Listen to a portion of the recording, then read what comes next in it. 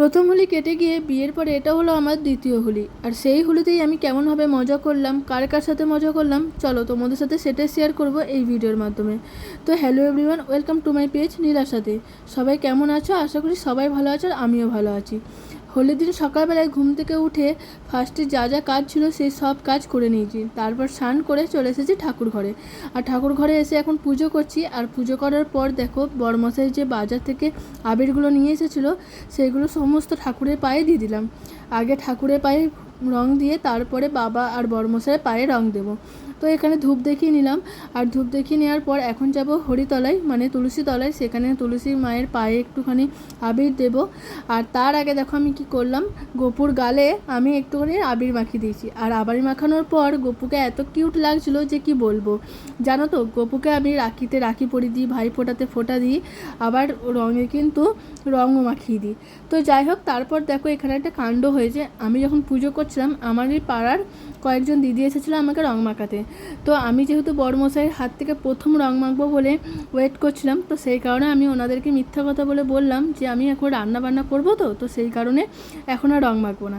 তো তারপর দেখো পুজো করে এসে টিফিন খেয়ে নিয়ে রান্না করছিলাম আর বড়মশাই ওইদিকে ঘুমাচ্ছিল। তো আমার হঠাৎ করে মনে হলো যে না, ওর কাছ থেকে আগে রংটা মেখে নিই, তা না হলে আবার যদি ওই দিদিরা আসে তখন আর না করতে পারবো না। তো সেই কারণে বড়মশাইকে জোর করে তুলে নিয়ে এসেছি। আর নিয়ে এসে দেখো ওর পায়ে আবির দিয়ে, বাবার পায়ে আবির দিয়ে, তারপর ওকে গালে তো একটুখানি রং মাখিয়ে দিয়েছে আর ও আমাকে দিয়েছে। তারপরে এই যে যা হয় দুজনের সেলফি তোলা, দুজনে কয়েকটা ফটো তুলে নিলাম। আর আমি ওকে বলছিলাম যে সবাই সেজে গুজে ভিডিও করে ফটো তোলে আর আমি দেখো কি বিশ্রীভাবে ফটো তুলছি। তো যাই হোক, বসে থাকলে তো আর হবে না, কেননা সেদিন বর্দি ভাইদের আসার কথা আছে। তাই আর একরকম দুরকম পদ নয়, অনেক রকম পদ রান্না করবো বলে ভেবেছি। তো যাই হোক, এখানে দেখো ভাত আর ডাল বসিয়ে দিয়েছি। আর ওই দিকে দেখো শাকও কেটে নিয়েছি, শাক ভাজা করেছিলাম আর হচ্ছে গিয়ে চিকেন করেছিলাম। তো চিকেনটা দেখো বাবা নিয়ে এসেছে, আমি এখনও পরিষ্কার করিনি। আগে ভাত আর ডাল করে নিয়ে তারপরে এগুলো করব। তো যাই হোক, ডাল বসিয়ে নিয়েছি, ডালটা প্রায় হয়ে এসেছে। আর এইদিকে আমি দেখো ভাবছিলাম যে কখন আমি রং মাখবো।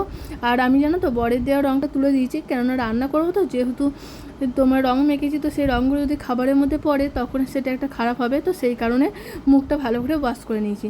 আর এখন দেখো রান্না করছিলাম। আর রান্না করতে করতে ভাবছিলাম কখন আমার রান্না শেষ হবে আর কখন আমি রং খেলবো। কেননা তোমরা তো জানোই এবারে হোলির দিন চন্দ্রগ্রহণ ছিল। আর গ্রহণ যেহেতু 3:20 থেকে লাগবে আর তারপর তো রং খেলতে নেই, তো সেই কারণে আমার খুব তাড়াহুড়ো লাগছিলো। তো রান্না করতে করতে বাবা বললো চা করার জন্য। তো বড়মশাইকেও জিজ্ঞেস করলাম চা খাবে কিনা। তো ও বললো হ্যাঁ খাবো। আর জানো তো আমার বর এই হোলির দিনটাতেই সকাল থেকে কিন্তু বাড়িতে থাকে, তা না হলে ও সকালে দুপুরে দুবারই বেরিয়ে যায়। তাই ভাবলাম বর যখন আছে সাথে তখন সবাই মিলে একটুখানি চা খাওয়া যাক। বাবাকে চা দিয়েছে, আমি আর বড়মশাই ঘরেতে টিভি দেখতে দেখতে একটুখানি চা খেয়ে নিলাম। তারপর আমার রান্না হাফ হয়েছে, মানে চিকেনটুকু বাকি ছিল, তখনই দেখি বর্দি ভাই আর তিথি চলে এসেছে। তো আমি বাবাকে আগে থেকেই বলে রেখেছিলাম যে বর্দি ভাইরা এলেই কিন্তু আমি রং খেলতে স্টার্ট করে দেবো বাবা, বাকি রান্না যদি থাকে তুমি কিন্তু সেটা করে নিও। তো বাবা বললো হ্যাঁ ঠিক আছে।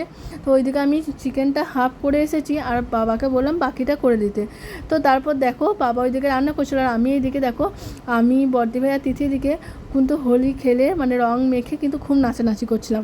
আর বাবাকে ওইদিকে কিন্তু রং মাখিয়ে দিয়েছি তিনজনে মিলে, আর একদম জানো তো পুরো ভূত করে দিয়েছি।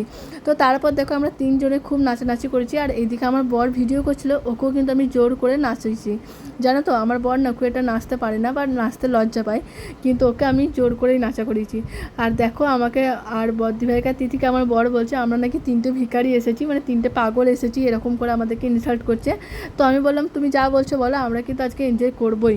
তো দেখো বরের সাথে একটু রোম্যান্স করে একটু রং খেলছিলাম, এইসব মানে মজা করছিলাম খুবই। আর জানো তো এবারের হোলিটা একটাতে খারাপ লাগছিলো যে আগের বারে মা ছিল, এবারে কিন্তু মা নেই, কেননা মা গেছে ছদ্দি ভাইয়ের বাড়িতে।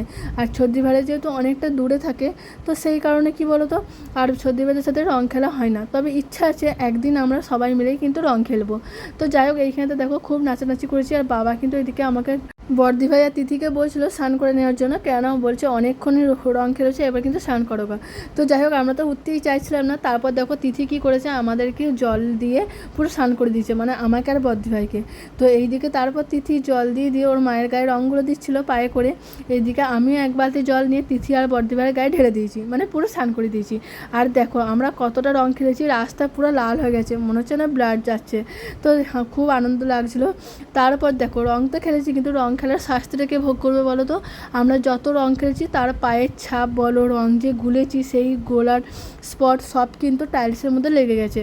তো আমি ফার্স্টে 2বার মুছে দিয়েছিলাম আর ভেবেছিলাম যে পরে তুলবো, মানে পরের দিনে তুলবো, কিন্তু বাবা বললো না আমি তুলে দিচ্ছি। তো মানে পরের দিন যেহেতু বাবার কাজ আছে তো সেই কারণে বাবা বললো আমি তুলে দিচ্ছি। তো দেখো বাবা তখন সব সার্ফ নিয়ে পুরো বাড়িটা কিন্তু ঘষে ঘষে পরিষ্কার করে দিয়েছে। আর ওইদিকে বড়দি ভাইয়েরও কিন্তু স্নান হয়ে গেছে।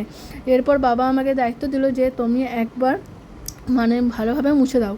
তো আর বাবাকে আমি বললাম তুমি স্নান করে নাও। তো বাবাই দেখো তবু ঘষে দিল, মানে পুরোটা বাড়িটাই ঘষে দিল। এইদিকে আমি যাবো এখন হচ্ছে গিয়ে তোমার মানে ঘরটা পুরোটা মুছতে, আর তখন বাবা গেছে স্নান করতে। তো যাই হোক এই আর কি। তারপর দেখো নিজের সাথে একটুখানি ভিডিও করলাম, ফটো তুললাম, এসবই কিন্তু আমি একটুখানি করলাম, কেননা সকাল থেকে একদমই টাইম পাই না নিজেকে একটু রং মেখে যে ফটো ভিডিও তুলবো তার জন্য। তো তারপর আমি এদিকে এলাম, বড়দি ভাইকে বললাম তিথিকে আর বড়মশাইকে খেতে দিয়ে দেওয়ার জন্য, কেন তখন প্রায় অনেকটা বেলা হয়ে গেছিলো। তো সেই কারণে বড়দি ভাইকে বললাম যে তুমি ওদেরকে খেতে দিয়ে দাও। আর আমি আর বড়দি ভাই পরে খেয়েছিলাম, আর বাবা স্নান করে নিয়েছিল আর আমি ওইদিকে ঢুকেছিলাম স্নান করতে। তো সেদিনকার দুপুরে মেনু ছিল শাক ভাজা, বেগুন ভাজা, পেঁয়াজ টমেটো দিয়ে পাতলা করে পাতলা মুসুরির ডাল, আর হচ্ছে গিয়ে টমেটোর চাটনি, আর হচ্ছে গিয়ে চিকেন কষা। আর জানো তো সেদিনকার রান্না বান্না কিন্তু খুব সুন্দর হয়েছিল, মানে সবাই বেশ নাম করেছিল। আর সে রান্না যদি কেউ ভালো করে না খুব আনন্দ লাগে দেখবে। তো যাই হোক এই আর কি। তো দিনটা আমি এইভাবেই সুন্দরভাবে মজা করে কাটিয়েছিলাম।